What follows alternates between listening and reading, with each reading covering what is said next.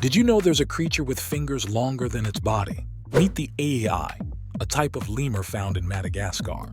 In the next few seconds, you'll learn some mind-blowing facts about them. The AI's middle finger is incredibly long and thin.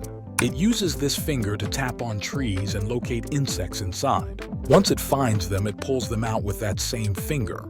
Its eyes glow in the dark, giving it a ghostly appearance. Despite its creepy look, the eye isn't dangerous to humans. It's actually very shy and elusive. Sadly, they're endangered due to habitat loss and superstition. People in Madagascar sometimes harm them out of fear, but they play a crucial role in the ecosystem, controlling insect populations.